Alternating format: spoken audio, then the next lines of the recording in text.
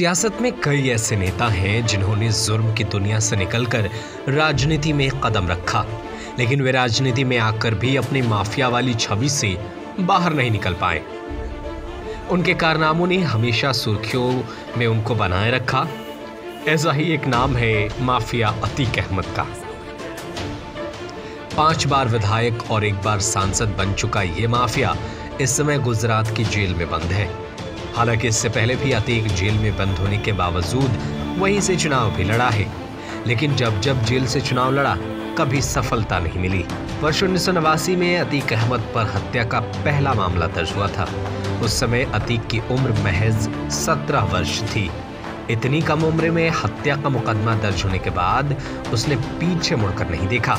जराइम की दुनिया में वो देखते देखते इतना आगे निकल गया कि पूर्वांचल से लेकर हर तरफ उसकी तूती बोलने लगी।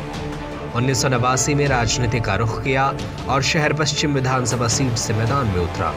इसमें जीत दर्ज की और इसके बाद 1991 और 1993 का चुनाव निर्दलीय प्रत्याशी के रूप में लड़ा और जीता भी। 1996 में इसी सीट पर अतीक को समाजवादी पार्टी ने टिकट दिया और वो फिर से विधायक बन गया। 2002 में अपना दल से शहर पश्चिम से मैदान में उतरा और जीत हासिल की। 2004 में फूलपुर लोकसभा सीट से सपा ने टिकट दिया और वो दिल्ली पहुंच गया।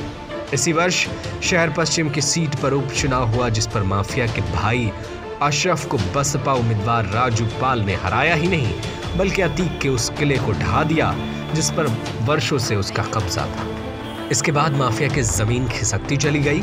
2007 में सत्ता बसपा सुप्रीमो मायावती के हाथ में आ गई। माफिया पर ताबड़तोड़ मुकदमे दर्ज हुए।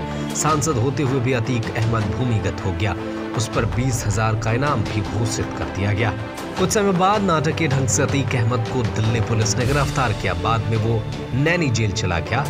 जेल में रहते हुए उसने 2009 में अपना दल के टिकट से प्रतापगढ़ सीट से लोकसभा का चुनाव लड़ा, लेकिन पराजित हो गया था।